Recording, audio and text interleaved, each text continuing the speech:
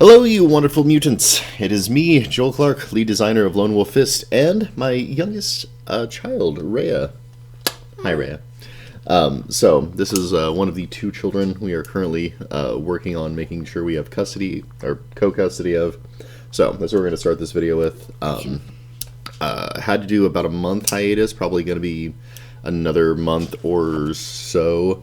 A trial date for next February. There's a trial call next week. I'm trying to get a lawyer together for it, but there's a bunch of structural roadblocks there. A, I'm broke.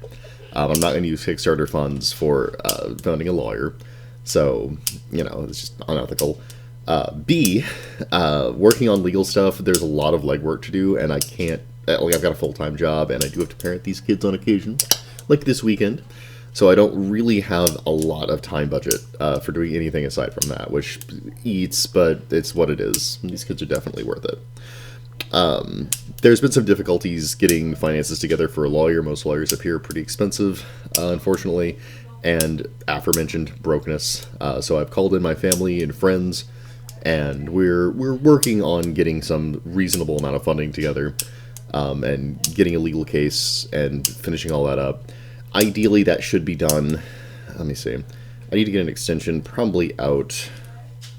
Let's see, it's March to April or so.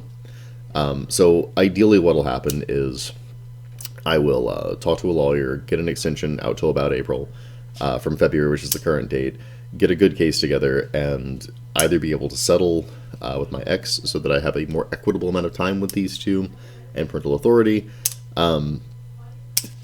The worst case scenario is that that doesn't happen, and I'm stuck on bi-weekly, and I'm going to be pretty crushed under that. The legal system is not very favorable to fathers or men in these kind of circumstances, and we have a long enough history together that it's pretty murky and rocky, and it's pretty up in the air. So that's where we are right now. That's why we're not doing more work on this, and I do apologize for it. I didn't really have much say in this.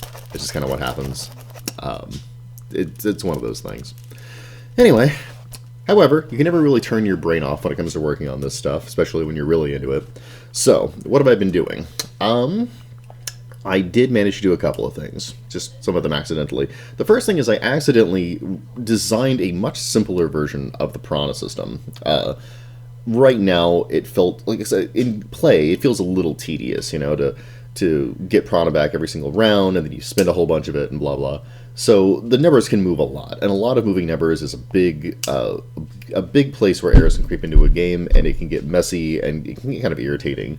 It's nice to feel that rush of getting all your power points at the end of a round, and then figuring out how to spend them the next round, so that's good. And it does work. Like, the math on which I founded that system works fine. The problem is just that there's so much movement of numbers, you know. Weapons of the Gods was really innovative in making that really fun and intuitive, but everything else I've played that in, Exalted, Legends of the Wulin, blah blah, all that stuff, like, it just feels like numbers moving around, and it was a little frustrating. So I kind of inadvertently did this sort of tier-based system where your powers would level up a little more cleanly, and they'd be a little more integrated into your character, and then the level at which you were willing to risk something nasty showing up was how powerful you could be. And I actually got pretty far in just sort of like tinkering and designing it, and then I rejected it. I actually rejected it entirely. And the reason I rejected it is because the current system works, and it is actually really fun. And it does, the nuance of this system, the sort of parts, the moving parts that it has, give it enough guts that it doesn't feel like you're being handheld through it. It's desirable in the early parts of designing a game, especially whenever you have new characters, or new players, new characters, to have a relatively simple system, and the Piranha system is a little bit weighty for that. However, the rewards of having a more nuanced system like we have right now actually outweigh the effort of streamlining it, in my estimation. Oh, you lost that one, good. You can get it, good. So, I rejected it. I actually was satisfied enough with the current design and the way it works that I decided not to go in and start monkeying with it. I'm just going to do forward progress, and I'm actually really happy that I was able to make that decision. So that wound up kind of being for nothing, but ultimately it gave me a lot of faith in the project, so I'm happy about that. The second thing I did is I accidentally, while trying to design the Armory chapter, redesigned the bestiary chapter way better. I started a D&D game. I'm trying to do that a little more regularly. I've had 2 sessions. We'll see how it goes. But one of the benefits of doing D&D was that I've been back to designing little things for D&D, which is really easy, especially old school stuff. And I was realizing there wasn't a lot of weighty stats on old school monsters. And then I just kind of was naturally thinking about how to apply those principles to my game, and I found that you really can. You can just cut out 90% of all this stuff and cruft I'd put on monsters and still have a really satisfying design that worked really well with the game's engine. So I sort of inadvertently redesigned the monster rules. Much, much simpler this time. And that means the bestiary chapter is going to be just knocking those out really quick and leaping right into designing different monsters for it and having a big, nice, solid bestiary. So that was a benefit. I haven't dug into it. Yeah, I know. I can see. There's a timer at the bottom, so we can kind of see how long we're taking. Yeah, I know. Yep, so we've done about half so far, and we're actually almost all the way through. This might be a short video. That would be nice. I don't need more coffee. I just want more coffee. Okay, you're in the video now, by the way. What? Say hi to all my backers. Oh, hi. Sorry about that. Yeah, it's a full house now, which is really nice. These were depressing earlier because it was just me on my own in an empty trailer, and I've got my whole family in this one. That's kind of cool. All right. Let's see. Accidentally refer the monsters. Simplified design. Oh, another thing. In designing the armory chapter, I actually picked up one of those little like Spark books on how to do project management. So I actually have 2 weeks worth of like solid writing, design, and research stuff intricately blocked out. So I should have basically I have a hit list of stuff I have to do to get this into a deliverable state. So that looks nice. I don't currently have the extra time to get it done, but whenever I do get extra time, I can make really significant progress directly towards the goals.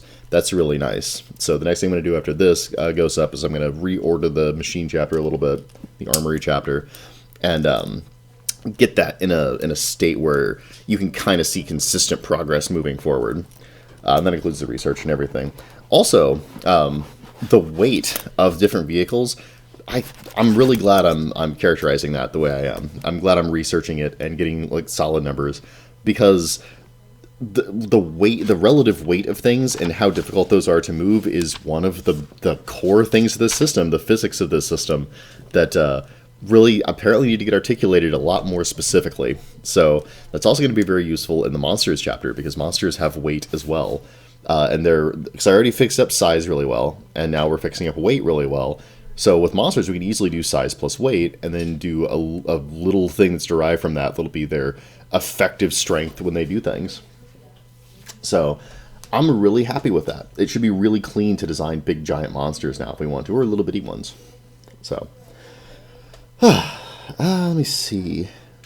Okay, so as a consequence of all that, what I'm finding that I'm lacking in this project is the focus that comes from knowing for certain what is there in the 7 different places that are there. Because there's 7 different really big setting chunks, one for each of the Grey clans. And I have a pretty good idea of what's in each one of them, but I've only really very lightly characterized them. So I might actually wind up making the setting chapter the next thing I deliver, the Loras chapter, because it's really nice to know what's there in terms of like their society and their beliefs and the actual terrain that's there and what kind of monsters inhabit it, like all that stuff. I'm not really going to know it until I kind of articulate that a little bit more. I have been very resistant to that, but I'm going to do probably not exactly a setting Bible, but yeah, a setting Bible, just so that whenever I need to ask a question of the setting, like, well, what kind of vehicles do they have in the Silver Star City or whatever, I can just look and be like, okay, well, what do they do? Well, they probably have this, they probably have that.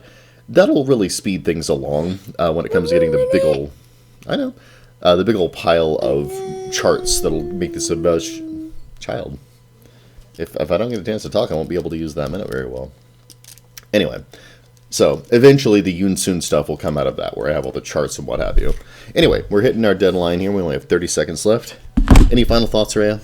No. That's a good final thought. All right, we will see you guys next time.